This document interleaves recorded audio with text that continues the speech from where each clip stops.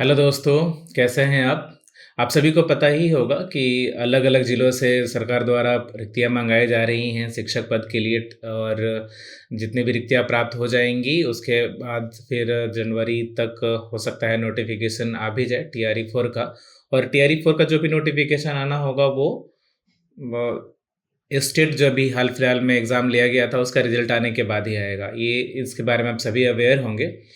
तो अभी हम लोग के पास अगर हम अंदाज़न मान के चले तो 40 से 45 दिन या 2 महीने तक बोला जा सकता है। वैसे तो कुछ भी सर्टेनिटी नहीं है यहाँ पे, कब नोटिफ़िकेशन आ जाए और कब एग्ज़ाम लिया जाए। लेकिन हम सा 60 डेज़ 60 दिन या लगभग 45 से 60 दिन का एक जो रेंज है, रेशियो मान के चल रहे हैं कि हम लोग के पास टाइम है, तैयारी करने के लिए और जो लोग तैयारी कर चुके हैं, उनके रिवीज़न के लिए। तो उसी के लिए हम अभी कुछ जो टॉपिक्स हैं जिनका वेटेज बहुत ज़्यादा रहा है जैसे computer architecture, data structure, networking और बूलियन अलजेब्रा इन सब चीज़ों से डेटाबेस मैनेजमेंट सिस्टम इन सब टॉपिक्स से कंप्यूटर साइंस में बहुत मतलब अच्छा खासा वेटेज दिया गया है टीआरई चाहे वो टीआरई 1 की बात करें, टीआरई 2 की बात करें या टीआरई 3 की बात करें। हाँ, हर एग्ज़ाम में डिफ़िकल्टीज़ लेवल थोड़ा-सा अलग रहा है। उसके लिए मैंने उसके लिए मैंने एक वीडियो भी बनाया हुआ है, आप चेक कर सकते हैं हमारे चैनल पे। अभी हम डिस्कस करेंगे एक one of the most important and hot topic that is computer networking. तो कंप्यूटर नेटवर्किंग में उसको हम लोग बहुत डिटेल से देखेंगे। जो लेवल टीआरई 3 में डेप्थ था, जिस लेवल पे टीआरई 3 में बताया गया था, उससे हम लोग डेप्थ जानने की कोशिश करेंगे क्योंकि हर बार एग्ज़ाम का जो लेवल है लिटिल बिट वो थोड़ा बहुत डिफ़िकल्ट होते जा रहा है। तो जिस तरह से टीआरई 3 में था, उससे थोड़ा-सा एडवांस हम लोग लेकर के चलेंगे इसमें, ताकि अगर थोड़ा क्वेश्चन का जो पैटर्न है, थोड़ा लेवल डिफ़िकल्टीज़ लेवल जो है, अगर बढ़े भी तो दिक्कतें ना हो, हम लोग उसको सॉल्व कर सकें आराम से। तो चलिए शुरू करते हैं कंप्यूटर नेटवर्क से। यहाँ पे हम लोग पहले फंडामेंटल जानेंगे बेसिक्स और उसके बाद फिर एडवांस तक जाके इसको कंटिन्यू करेंगे। ठीक है? चलिए शुरू करते हैं। सबसे पहले देखते हैं कि कंप्यूटर नेटवर्क्स में हम लोग कौन-कौन सी चीज़ कवर करने वाले हैं। तो आपके सामने स्क्रीन पे दिख रहा है फंडामेंटल्स और हिस्ट्री। कंप्यूटर नेटवर्किंग का इंटरनेट का क्या हिस्ट्री रहा है, उसके ऊपर हम लोग डिस्कस करेंगे।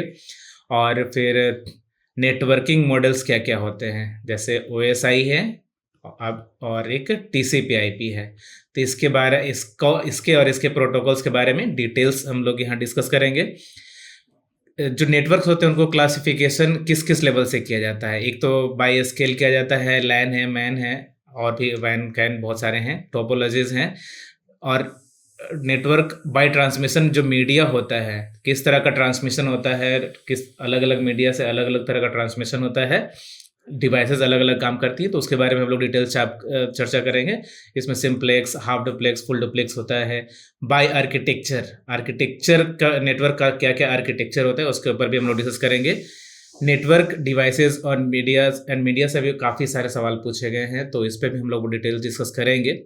इस वीडियो में हम लोग कोशिश करेंगे कि ये पूरा जो ओएसआई मॉडल है और टीसीपी/आईपी मॉडल है, नेटवर्क मॉडल को कवर करेंगे। नेक्स्ट वीडियो में हम लोग टोपोलॉजीज़ और नेटवर्क के टाइप्स के बारे में पढ़ेंगे, स्केलिंग के आधार पर, जैसे लैन या मैन होता है। आगे हम जो इम्पोर्टेंट और टॉपिक्स क्या-क्या हो सकते हैं इसमें के जैसे वायर का होता है, गाइडेड मीडिया, अनगाइडेड मीडिया, कई तरह का प्रोटोकॉल्स, एल्गोरिदम वगैरह यूज़ किया जाता है। प्रैक्टिस टेस्ट भी हम प्रोवाइड कराएँगे आपको। तो चलिए शुरू करते हैं। अभी फंडामेंटल के साथ डेफिनेशन ये है, शॉर्टकट में हम ये बोल सकते हैं कि 2 या 2 से अधिक कंप्यूटर जब एक साथ कनेक्टेड होते हैं किसी भी माध्यम से, उसको हम लोग बोलते हैं नेटवर्क। और नेटवर्क का यहाँ काम क्या है? नेटवर्क जनरली यूज़ किया जाता है ताकि नेटवर्किंग का यूज़ किया जाता है ताकि मल्टीपल डिवाइसेस अलग-अलग होते हुए भी वो कम्युनिकेट कर सके, चाहे वो फिजिकल केबल से कनेक्ट हो, वायरलेस हो या फिर किसी और मीडिया से कनेक्ट हो। इसको अगर प्रॉपर डेफिनेशन आप याद करना चाहते हैं, वैसे यहाँ ज़रूरी नहीं है, लेकिन आप यू कैन सी हियर कि ये मैंने दे दिया हुआ है, अगर आप चाहें तो उसको नोट डाउन कर सकते हैं। A computer network is a collection of interconnected computers and other devices that are linked together using communication channels to share what to share resources, exchange informations। जो भी रिसोर्सेज हैं, जैसे अगर हम हमारे पास 10 कंप्यूटर है, प्रिंटर एक ही अवेलेबल है, तो 10 कंप्यूटर्स के लिए हम एक प्रिंटर को यूज़ कैसे करेंगे? तो उनको जिस तरह से आपस में कनेक्ट किया जाता है ताकि एक लिमिटेड रिसोर्सेज को यूज किया जा सके, तो उसको हम लोग बोलते हैं कंप्यूटर नेटवर्क। नेक्स्ट चलते हैं, इसका मेन पर्पस क्या है? प्राइमरी पर्पस होता है कि रिसोर्सेज को शेयर करना, जैसा मैंने अभी बताया, चाहे वो प्रिंटर हो, फाइल्स हो, स्टोरेज हो, उसको शेयर करना, इंफॉर्मेशन शेयर करना, ये जो प्रोसेसिंग पावर है उसको भी शेयर करना। प्रोसेसिंग पावर में आपका क्लाउड कंप्यूटिंग वगैरह आ जाएगा। कम्युनिकेशन, जैसे रियल टाइम कम्युनिकेशन, हम लोग व्हाट्सएप पे कम्युनिकेट करते हैं, फेसबुक पे कम्युनिकेट करते हैं, ऑन कॉल कम्युनिकेट करते हैं। This all are the part of networks.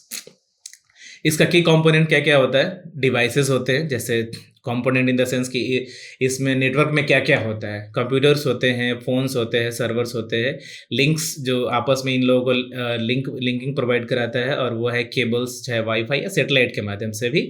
Protocols होते हैं, कुछ रूल्स जिनके अकॉर्डिंग वो काम होता है, सारा प्रोसीजर कंप्लीट होता है। और सॉफ्टवेयर, इन सभी के कम्युनिकेशन के लिए एक सॉफ्टवेयर की ज़रूरत होती है, और एक ही नहीं, मतलब एक बेसिक ऑपरेटिंग सिस्टम्स हो गए, और इसके साथ साथ कई सारे ऐप्स भी हैं। जैसे ऑपरेटिंग सिस्टम तो अगर हम मोबाइल की बात करें तो हमारा एंड्रॉयड है, लेकिन उसके ऊपर जो हम लोग ऐप्स यूज़ करते हैं, लाइक व्हाट्सएप है, फेसबुक है, इंस्टा है, और भी कई सारे ऐप हैं जिनको हम लोग कम्युनिकेशन के लिए यूज़ करते हैं, तो अलग अलग डिवाइसेस से। तो ये सारे सॉफ्टवेयर्स होते हैं। चलिए नेक्स्ट देखते हैं। यहाँ हम लोग एक नेटवर्क को, यहाँ मैंने मैपिंग दे दिया हुआ, यहाँ पे आप मैपिंग देख सकते हैं कि क्या क्या एक नेटवर्क में। क्लाउड है, क्लाउड से इस क्लाउड पे डेटा है, मोबाइल भी इसको एक्सेस कर रहा है, कंप्यूटर टैब्स भी एक्सेस कर रहे हैं, डेटाबेस भी इससे कनेक्टेड है, ये भी रिक्वेस्ट करेगा तो यहाँ से एक्सेस कर सकता है, मतलब कोई भी किसी भी डिवाइस को एक्सेस कर सकता है। तो ये होता है कम्युनिकेशन थ्रू नेटवर्क्स। और इसमें क्या हो सकता है कि कहीं कहीं कुछ लिमिटेशंस होते हैं, जैसे सर्वर्स पे बहुत सारे डिटेल्स होती हैं जिनको कि आप सभी चीज़ों को एक्सेस नहीं कर सकते, तो सिक्योरिटी भी इसमें लगाया जाता है।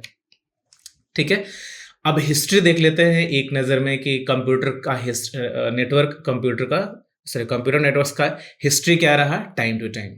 तो सबसे पहले देखते हैं 1960s में, जब 1960 की 60s की बात करें, 60 के दशक में, तो उस समय माना जाता है इंटरनेट का जन्म, मतलब बर्थ ऑफ इंटरनेट बोला जाता है उस एरा को। उसी टाइम में यूएस डिपार्टमेंट ऑफ डिफेंस ने क्रिएट किया था क्या, ARPANET, जो सबसे पहला इंटरनेट का मामले में नेटवर्क का जो डेवलप हुआ था, वो हुआ था ARPANET। और पहला पैकेट जो भेजा गया था, पहला पैकेट जो क्रिएट किया गया था, सेंड किया गया था, और इंटरनेट जो क्रिएट किया गया था वो 4 यूनिवर्सिटीज़ को कनेक्ट करने के लिए किया गया था। पहला मैसेज कब सेंड किया गया था? दिसंबर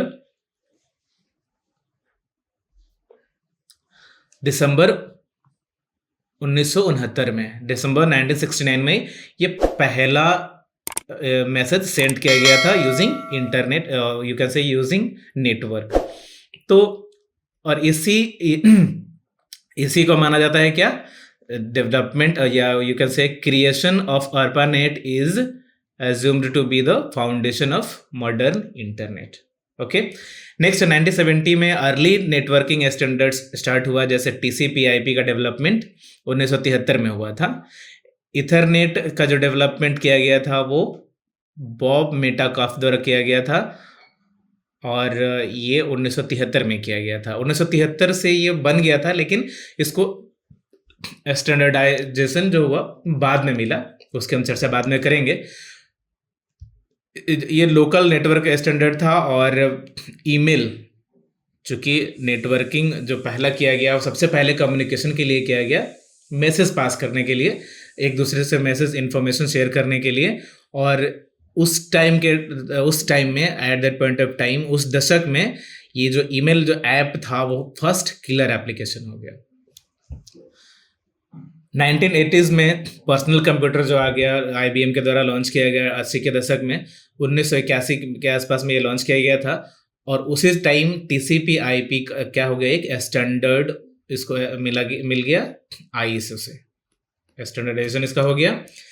90s में वर्ल्ड वाइड वेब आ गया, www, जिसको आज हम कमर्शियल इंटरनेट के नाम से भी जानते हैं। इसको मतलब वर्ल्ड वाइड वेब, जो आज हम लोग हर वेबसाइट के साथ इसका यूज़ करते हैं, तो इसका डेवलपमेंट 1990s में हुआ था।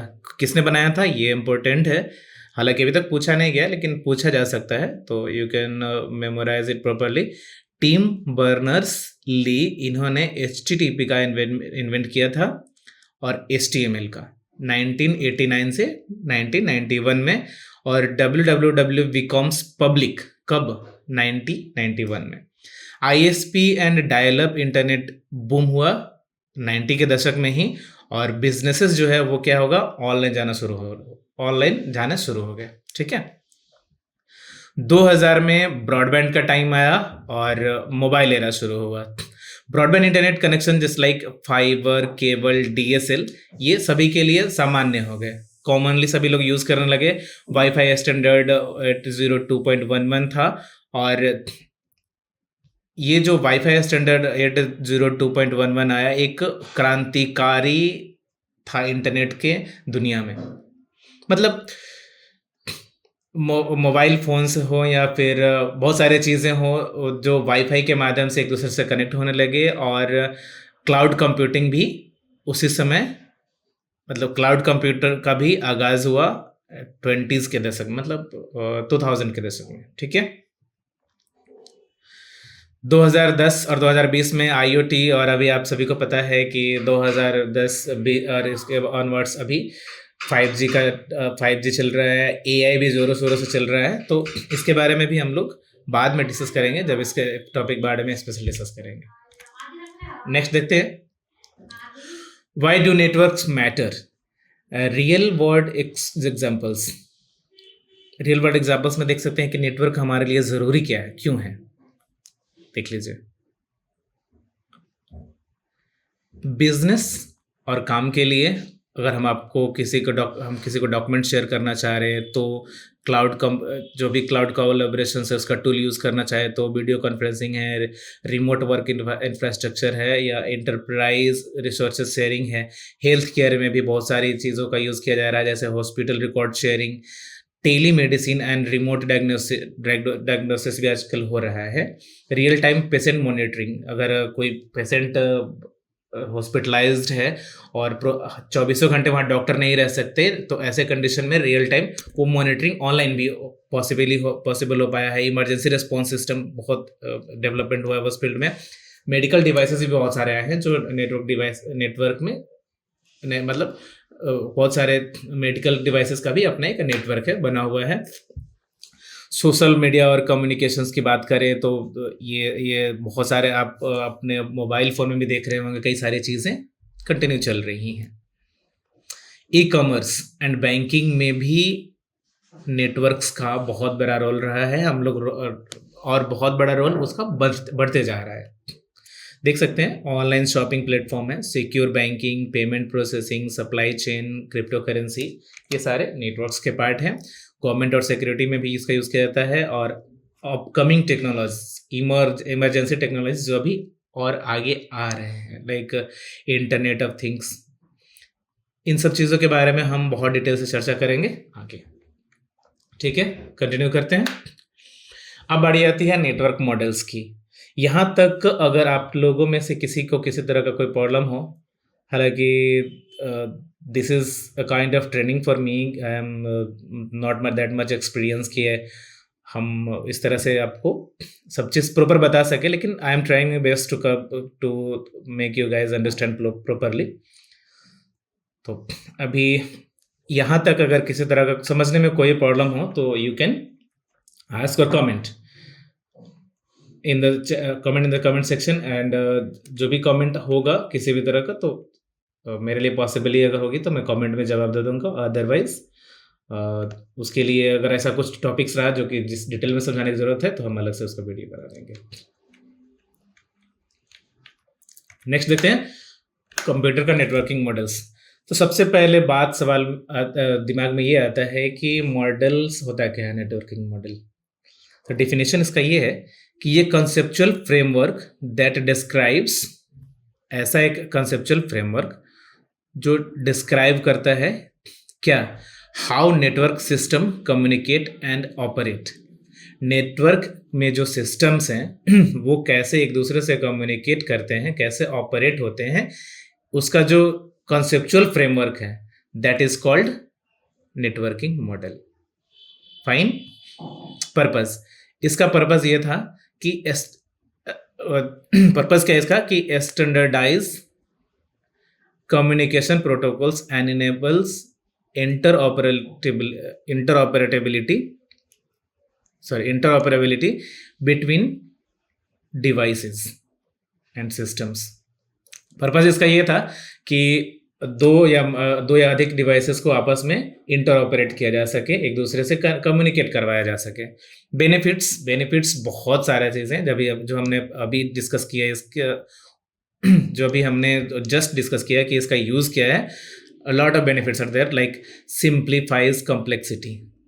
नेटवर्क सिस्टम को समझने के लिए जो फ्रेमवर्क है उसको समझना, डायरेक्ट समझना बहुत कॉम्प्लेक्स है, लेकिन अगर इसको मॉडल में डिवाइड कर देते हैं तो ये हम लोग कॉम्प्लेक्सिटी को हमारे लिए आसान हो जाता है समझना। Promotes standardisation. इसमें क्या है कि जब भी कुछ भी इन्वेंशन होता है, जब भी कुछ प्रेजेंट किया जाता है लोगों के सामने, तो कुछ गाइडलाइंस होती हैं जिसको फॉलो करना ज़रूरी होता है।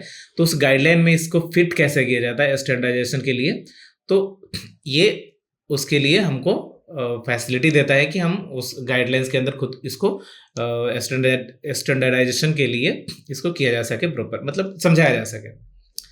फैसिलिटेट्स ट्रबल शूटिंग और इनेबल्स मॉड्यूलरिटी।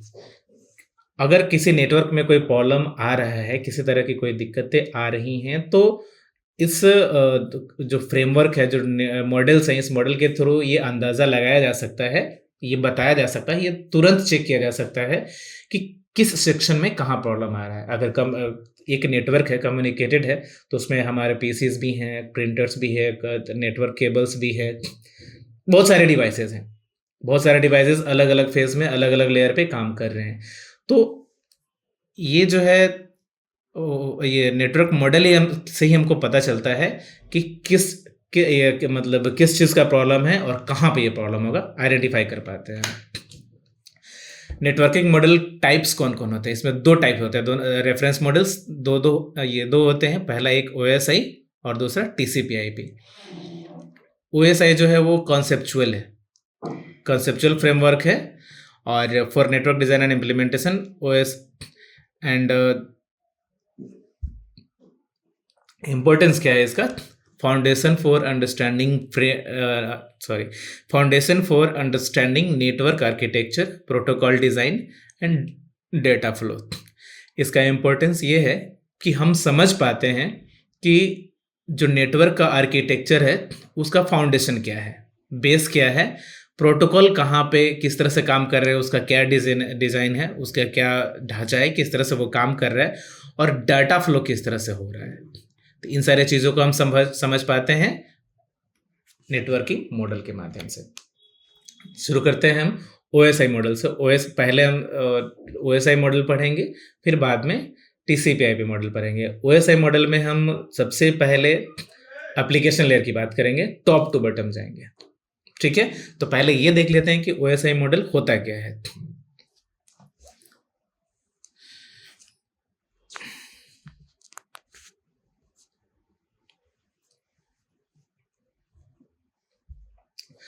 OSI का फुल फॉर्म होता है open system interconnections model. Developed किसने किया था?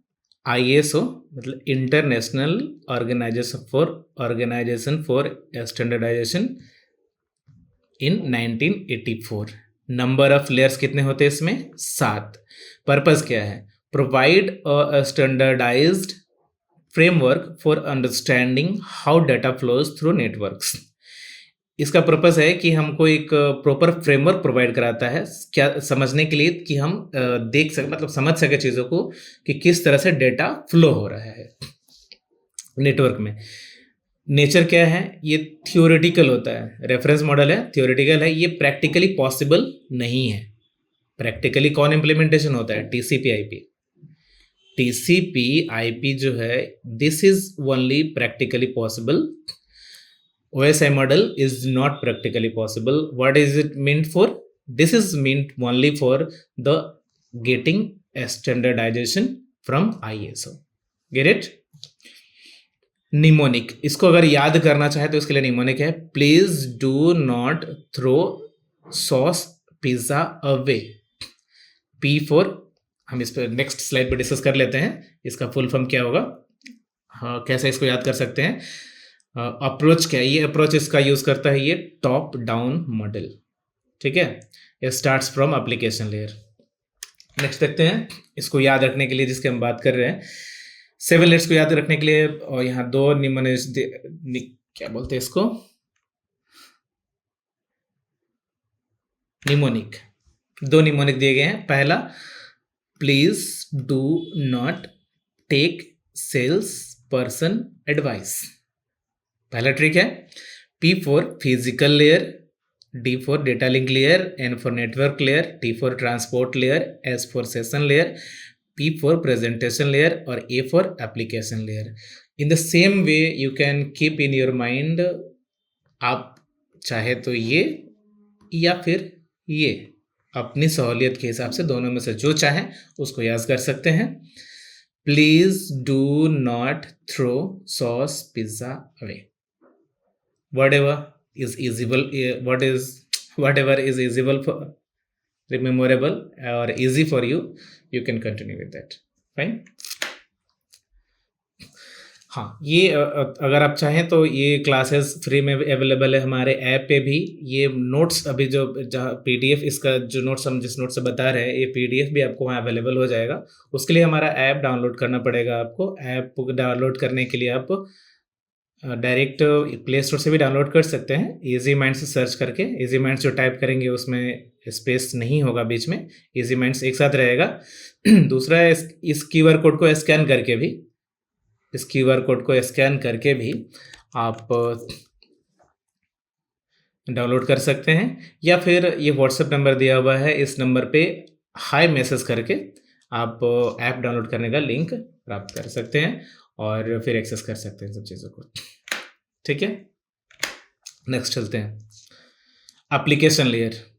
तो हम बाय टाइम इसको एक एक करके सबको डिस्कस करेंगे, और डेटा फ्लो के भी, जो डेटा फ्लो होता है नेटवर्क में किस तरह से होता है, कैसे काम होता है, नेटवर्क में किस तरह से डाटा ट्रैवल करता है, वो हम लोग सब चर्चा करेंगे यहाँ पे। चलिए नेक्स्ट स्लाइड्स में।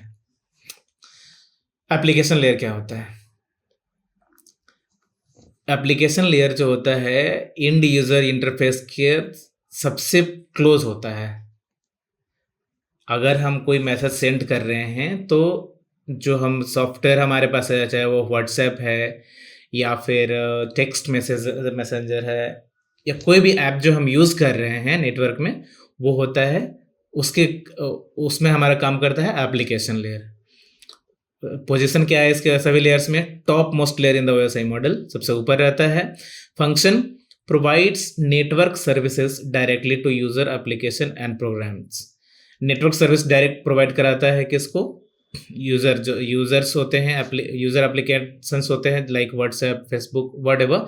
आप जो फ़ोन में ऐप यूज़ कर रहे हैं उसको डायरेक्ट नेटवर्क सर्विस प्रोवाइड कराता है ये, और प्रोग्राम भी ये डायरेक्ट देता है। डेटा यूनिट, इसमें डेटा जो आता है वो किस रूप में रहता है? डेटा इसमें डेटा के ही रूप में रहता है। ये डेटा फिर यूनिट आगे चेंज होता है अलग अलग लेयर्स में, उसकी हम लोग डिस्कस करेंगे आगे। इसका मेन काम क्या है, की रिस्पॉन्सिबिलिटीज क्या है इसके? ये एक यूजर इंटरफेस प्रोवाइड कराता है इंटरेक्शन के लिए। एप्लीकेशन सर्विस प्रोवाइड कराता है like email, web browsing, file transfer, यही करवाता है। User authentication and authorization, user authentication and authorization इसका ही काम है। Data presentation in user friendly format. आप सभी को पता है कि जो सिस्टम होता है कंप्यूटर्स, वो सिर्फ 010101 ही समझता है। तो इसको प्रॉपर फॉर्मेट में पता चले, जो हम मैसेज कर रहे हैं ABCD व्हाटएवर, जो मैसेज हम लोग भेज रहे हैं वो मैसेज अगर 0101 फॉर्मेट में हमारे पास रिसीव होगा तो हम उसको नहीं समझ पाएंगे। इसलिए ये क्या करता है, डेटा को प्रेजेंट करता है यूजर फ्रेंडली फॉर्मेट में और कन्वर्ट करता है। अगर आपके पास टेक्स्ट आया तो टेक्स्ट के रूप में दिखाएगा, जेपीजी आया जेपीजी दिखाएगा, इमेज, पीडीएफ, व्हाटएवर आपको जो फाइल रिसीव होता है वो इस फॉर्मेट में आपको दिखाता है ताकि जिसको आप समझ सके।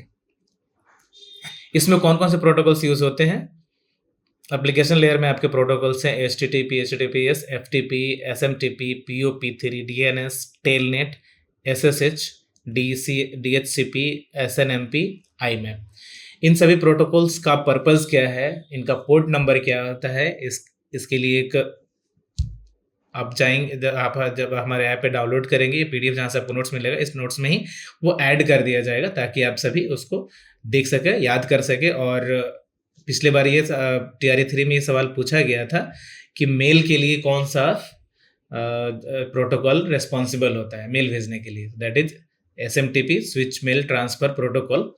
तो हो सकता है नेक्स्ट एग्जाम में कुछ और प्रोटोकॉल के बारे में पूछ दे, इसलिए इन सभी की डिटेल, जितने भी प्रोटोकॉल्स हैं सभी का पर्पस क्या है, पोर्ट नंबर क्या होता है, उसका एक चार्ट इसी PDF में अवेलेबल करा दिया जाएगा। डिवाइसेस इसमें कौन कौन से होते हैं? डिवाइसेस होस्ट हैं, क्लाइंट्स है, सर्वर्स है, वेब सर्वर्स हैं और एप्लीकेशन सर्वर्स हैं।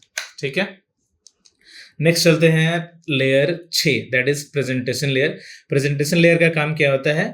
डेटा को फॉर्मेट करना और इनक्रिप्शन करना। डेटा का फॉर्मेशन करना और डेटा इनक्रिप्शन करना काम होता है प्रेजेंटेशन लेयर का। Ensures the data in a usable format for application layer, handles data translation and encoding. जब डेटा यहाँ इसके पास पहुंचता है प्रेजेंटेशन लेयर के पास सेशन लेयर से, तो ये क्या करता है, उस डेटा को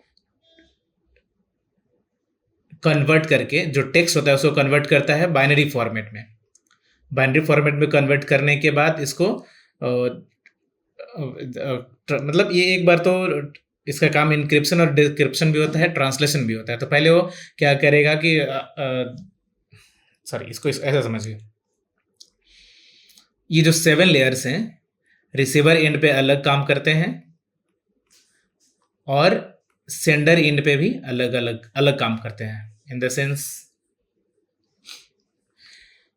जस्ट अपोजिट काम करते हैं। अगर यहाँ पे ये इनक्रिप्ट करेगा सेंडर एंड पे तो यहाँ पे डिक्रिप्ट करेगा। यहाँ पे अगर ये कोई लेयर इसको डिकोड करेगा तो फिर यहाँ ये इनकोड करेगा। अगर ये ट्रांसलेशन करेगा हमारे नॉर्मल टेक्स्ट को बाइनरी कोड में तो यहाँ ये बाइनरी कोड से नॉर्मल टेक्स्ट में कन्वर्ट करेगा। इसके बारे में हम डिटेल डिस्कस करेंगे जब हम डेटा फ्लोज की चर्चा करेंगे। यहाँ पे सिर्फ देख लेते हैं फैक्ट चीजें जो क्या होता है, जो याद करने के लिए जरूरी है। तो ये यहाँ बस याद रखिए कि यहाँ encryption, decryption, translation, encoding, decoding ये काम है। ये कहाँ होता है? प्रेजेंटेशन लेयर में।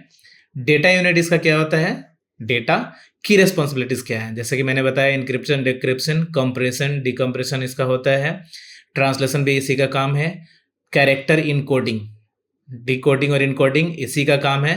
प्रोटोकॉल्स इसमें कौन कौन से यूज होते हैं? SSL, TLS, JPEG, GIF, PNG, MPEG, MP3, ASCII और EBC, DIC। ये सारे प्रोटोकॉल्स के डिटेल्स जैसा मैंने बताया कि अभी हम आपको अवेलेबल करवा देंगे। जब आप इस PDF को डाउनलोड करेंगे आपको इस PDF के साथ मिल जाएगा।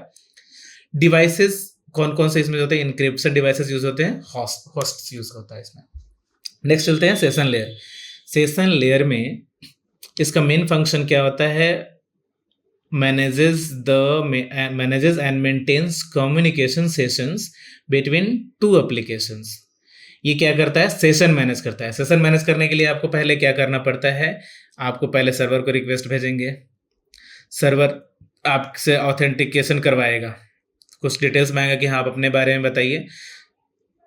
जब आप इसको ID, पासवर्ड या व्हाटएवर ऑथेंटिकेट करने के लिए आप इसको प्रोवाइड कराएंगे, ये इसको चेक करेगा, ऑथराइज करेगा इसको। अगर आप सही है तो फिर ये सेशन एस्टेब्लिश हो जाएगा आपका। तो उसके बाद से आप अपना काम शुरू कर पाएंगे। और इसका सेशन मैनेजमेंट मतलब जैसे अगर आप कुछ देर के लिए आइडल छोड़ देते हैं या फिर कुछ काम नहीं करते हैं तो सर्वर को ये लगता है कि जिसको हमने ऑथराइज किया था वो शायद जा चुका है, अब वो हो सकता है कोई और आ जाए, तो कोई और आपके उस पर्सनल डेटा को एक्सेस ना कर ले। इसके लिए क्या करता है? ये सेशन को एक्सपायर कर देता है। तो सेशन को कब टर्मिनेट करना है, कब स्टार्ट करना है, कैसे चालू करना है, और कनेक्शन को कैसे स्टेबल करना है फ्रॉम सोर्स टू डेस्टिनेशन, ये बैलेंस करता है कौन? Session layer. इसका यूनिट क्या होता है? डेटा। इसके रिस्पॉन्सिबिलिटी क्या देखिए, इसका की रिस्पॉन्सिबिलिटी, मेन काम क्या होता है? सेशन को एस्टेब्लिश करना, इनिशिएट करता है, मेंटेन करता है और टर्मिनेट भी करता है। ऑथेंटिकेट करता है, क्या होता है ऑथेंटिकेशन, मैंने अभी बताया। सिंक्रोनाइज करता है, checkpoints for data recovery and integrity, ताकि आपका जो डेटा है वो रिकवरी के लिए भी अवेलेबल रहे। डेटा आपका जो भी आप काम करेंगे वो सिंक्रोनाइज होते रहता है। डायलॉग कंट्रोल, फुल डुप्लेक्स और हाफ डुप्लेक्स कम्युनिकेशन मैनेजमेंट भी इसी के द्वारा किया जाता है, प्रेजेंटेशन लेयर के द्वारा, सॉरी सेशन लेयर के द्वारा। सेशन लेयर में कनेक्शन प्रोटोकॉल्स कौन कौन से यूज होते हैं? RPC, remote procedure call, PPTP, point to point tunneling, और नेट बायोस, H245, एक होता है H264, इसका मतलब होता है MP4, वीडियो का फॉर्मेट होता है, वीडियो फॉर्मेट है। वैसे H.245 ये वीडियो कॉन्फ्रेंसिंग के लिए यूज किया जाता है। डिवाइसेस कौन कौन से यूज होते हैं इसमें? गेटवेज यूज होते हैं, होस्ट यूज होते हैं। ट्रांसपोर्ट लेयर की बात करें तो ट्रांसपोर्ट लेयर में end to end communication control transport layer में होता है, और इसी लेयर को हार्ट ऑफ द मॉडल बोला जाता है। क्या बोला जाता है इसको? Heart of the OSI model. बाकी यहां जब हम लेयर की बात करें तो यहां एक बार देख लेते हैं, ऊपर का जो 3 लेयर होता है वो सॉफ्टवेयर लेयर होता है, ये फिर सॉरी यहाँ पे नहीं, ये हार्डवेयर लेयर है। हम जिस तरह से 7 to 4 की चर्चा कर रहे थे, 7 to 1 जा रहे थे, तो वो वैसे केस में उसको सॉफ्टवेयर लेयर कहेंगे। यहाँ पे चूंकि नीचे से है 7, तो इसको हम ये बोलेंगे ये हो गया सॉफ्टवेयर लेयर, और ये ऊपर का 3 जो है ये हार्डवेयर लेयर है, ठीक है। और बीच में जो ये ट्रांसपोर्ट लेयर है इसको बोलते हैं heart of the OSI model, ठीक है। तो इसको याद रखिएगा, ये इसका क्वेश्चन भी एग्जाम में क्वेश्चन भी आ जाता है कि किस मॉडल को हार्ट मॉडल कहा जाता है, मतलब हार्ट कहा जाता है OSI मॉडल का या किसी मॉडल का, किसी मॉडल का नहीं, OSI मॉडल का ही पूछेगा। तो इसका काम क्या होता है, फंक्शन देखते हैं। इंश्योर्स रिलायबल और fast delivery of data between applications, most critical for applications के लिए मोस्ट क्रिटिकल ये चीज़ होता है क्या, ये निश्चित करता है कि सबसे फास्ट और आसानी से कैसे डाटा को डिलीवर किया जा सकता है। डेटा यूनिट इसका होता है segment, you can say datagram भी इसके साथ रहता है। और जैसा मैंने बताया कि जब हम डेटा फ्लो की चर्चा करेंगे तो पता मतलब ये डिस्कस कर लेंगे कि वहाँ पे डेटाग्राम क्या होता है और सेगमेंट क्या होता है। क्वेश्चंस आते हैं यहाँ से, सवाल में प्रश्न एग्जाम में प्रश्न पूछे जाते हैं इससे।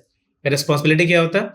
सेगमेंट ऑफ लार्ज डाटा का सेगमेंटेशन करना इसका काम होता है। Flow control and error checking भी इसका काम है। End to end delivery guarantee लेना, end to end delivery guarantee इसी का काम है। और पोर्ट बेस्ड मल्टीप्लेक्सिंग या डी मल्टीप्लेक्सिंग इसका काम होता है। इसके बाद आते हैं प्रोटोकॉल्स, इसमें कौन कौन से यूज होता है। प्रोटोकॉल्स है TCP, transfer control protocol, reliable होता है और कनेक्शन ओरिएंटेड होता है। दूसरा होता है UDP, ये फास्ट होता है लेकिन ये कनेक्शन लेस होता है, और इसलिए ये फास्ट इसलिए होता है क्योंकि इसमें फीडबैक नहीं मिलता है, इसमें डेटा लॉस के चांसेस रहते हैं। ट्रांसफर, ये TCP चूंकि कनेक्शन ओरिएंटेड है इसलिए रिलायबल है, और इसमें रिलायबल इसलिए है क्योंकि ये फीडबैक इसमें मिलता है। डिवाइसेस, कौन कौन से डिवाइसेस यूज होते हैं इसमें? गेटवे, फायरवॉल्स और load balancers. Layer 3 network layer की बात करें तो लॉजिकल एड्रेसिंग और राउटिंग मेन काम इसका होता है। इससे संबंधित क्वेश्चन आया था, क्वेश्चन नंबर 126, आप you can see in BPSC TRE 3। Set ए में क्वेश्चन नंबर 126 है, जिसमें इससे संबंधित क्वेश्चन था। फंक्शन इसका क्या होता है कि handles logical addressing IP addresses and routing data access routing data across networks. Data को रूट करता है ये कि किस मतलब कौन से रूट से जाएगा या किधर से जाएगा तो जल्दी पहुंचेगा ये सामने डेस्टिनेशन तक। इसका डाटा यूनिट जो होता है इसमें ये पैकेट होता है। की रिस्पॉन्सिबिलिटी से क्या होता है, routing and forwarding.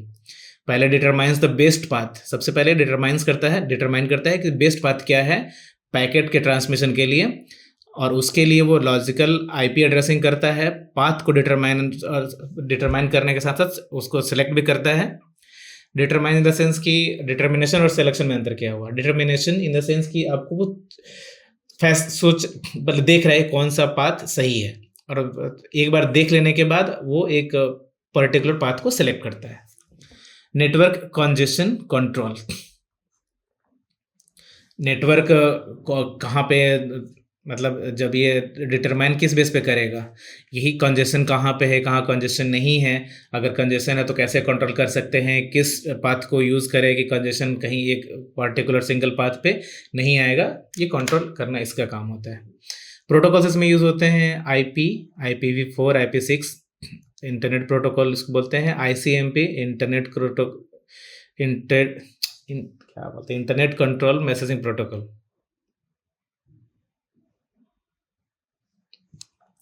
IGMP multicasting के लिए, और ARP एड्रेस मैपिंग के लिए। डिवाइसेस इसमें रूटर्स यूज़ होते हैं, राउटर्स, और लेयर 3 में स्विचेस यूज़ होते हैं। लेयर 3 स्विचेस आपका डेटा लिंक लेयर में भी यूज़ होता है, लेकिन इसमें 3 लेयर वाले कोई स्विचेस भी यूज़ हो।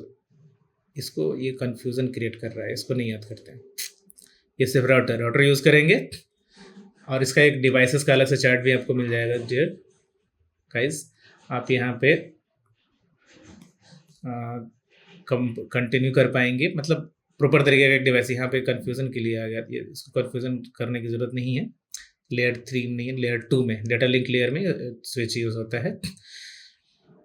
Routing and forwarding happens at network layer, ये तो हम ऑलरेडी बता चुके हैं। नेक्स्ट है data link layer. Physical addressing और फ्रेम फॉर्मेटिंग का मेन इसका काम होता है फंक्शन, जैसा handles data transfer between devices on same network using MAC address. Data unit इसका फ्रेम होता है। की रिस्पॉन्सिबिलिटी क्या होता है, फिजिकल एड्रेसिंग। मैक एड्रेसिंग ये करता है, 48 बिट मैक एड्रेसेस ये एलोकेट करता है। और फ्रेम फॉर्मेटिंग एंड ऑर्गेनाइजेशन, इसमें डेटा बिट जो होता है फ्रेम, इसका फॉर्मेट करना और इसको ऑर्गेनाइज करना डेटा लिंक लेयर का काम होता है। एरर डिटेक्शन भी इसका डेटा लिंक लेयर का ही काम होता है। मीडिया एक्सेस कंट्रोल इसी के यहीं पे काम करता है मैक एड्रेस। इसमें दो सब लेयर्स होते हैं, पहला LLC लॉजिक लेयर कंट्रोल और दूसरा MAC media access control. Protocols इसमें यूज़ होते हैं ethernet, PPP, frame relay, HDLC। Devices, इससे स्विच डिवाइसेस और ये डेटा लिंक लेयर में कौन कौन से डिवाइसेस यूज़ होते हैं, इसमें डिवाइसेस से सवाल पूछा गया था। You can check question number 127 again from the set TRE 3 question paper set A। इसमें स्विचेस के बारे में पूछा गया था। Switch, bridge, network interface card, NIC card, ये सारे यूज होते हैं। ये सारे devices layer 2 data link layer में यूज होते हैं। Switch bridge used to connect devices within same LAN. अब राउटर भी यूज किए जाते हैं और स्विच ब्रीज में भी स्विच और ब्रीज भी यूज होता है। तो राउटर जो यूज होता है, 3 डिवाइसेस अभी हम लोगों ने देखा कि राउटर, इसके बाद स्विच या ब्रिज। राउटर भी नेटवर्क में यूज होता है और स्विच भी एक प्रॉपर नेटवर्क में, लेकिन राउटर जो यूज होता है नेटवर्क 3 में, मतलब नेटवर्क लेयर में, ओएसआई के तीसरे लेयर नेटवर्क लेयर में राउटर का यूज़ किया जाता है और दूसरे लेयर में स्विच का यूज़ किया जाता है। एक और है हब जो कि यूज़ होता है फिजिकल लेयर में, तो उसका भी डिस्कस करेंगे। चलिए चलते हैं हम next. Physical layer function transmits raw binary data 0 and 1 zeros and ones over physical transmission media। Data unit इसमें बिट होता है। की रिस्पॉन्सिबिलिटी का क्या होता है? Physical transmission of signals, hardware specification and standards, bit rate and synchronization, medium specification, physical transmission of signal. ये चूंकि बस इसको अभी फिलहाल के लिए याद रख लीजिए, बाकी ये सिग्नल्स क्या होता है, कैसे जनरेट होता है, कैसे फिजिकल उसका ट्रांसमिशन होता है, ये सारे डिस्कस करेंगे हम नेक्स्ट जब हम बताएंगे डेटा फ्लो। ठीक है, बिट रेट एंड सिंक्रोनाइजेशन क्या होता है और मीडियम स्पेसिफिकेशन क्या होता है, ये सारी चीज़ों को हम डिस्कस करेंगे डेटा फ्लो में। एक बार आपको डेटा फ्लो देख लेते हैं सेंडर एंड से भी और रिसीवर एंड से भी, फिर आपको ये लेयर्स ओएसआई लेयर प्रॉपर तरीके से समझ में आ जाएगा कौन से डिवाइसेस कैसे काम करते हैं। मीडिया इसमें कौन कौन से यूज होते हैं? ट्विस्टेड पेयर केबल्स होते हैं, coaxial cables, fibre optic cables होते हैं, रेडियोस वेव भी यूज होते हैं, माइक्रोवेव भी यूज होते हैं। Protocols Ethernet, USB, RS-232, Bluetooth वगैरह सब यूज इसमें किया जाता है। डिवाइसेस इसमें जैसा मैंने बताया था, hub, repeaters, cables, modems. Hub क्या होता है, रिपीटर्स क्या होते हैं, स्विच क्या होता है, मॉडेम क्या होता है, इसका एक कंपैरिजन टेबल भी आपको यहाँ पे पीडीएफ में मिल जाएगा। You have to just download the PDF. तो बाकी सारी चीज़ें डिस्कस करेंगे नेक्स्ट वीडियो में। आज के लिए बस इतना ही। अगले वीडियो में हम चर्चा करेंगे डेटा फ्लो, किस तरह से डेटा का फ्लो होता है और किस तरह से सेंडर एंड से कोई भी डेटा जब सेंड किया जाता है तो रिसीवर एंड तक पहुंचता है, और किस लेयर में कौन कौन सा प्रोटोकॉल कैसे कैसे काम करता है। तो इस वीडियो में आज के लिए बस इतना ही। मिलते हैं फिर नेक्स्ट वीडियो में। See you in the next video. Thank you. Thanks for watching the video.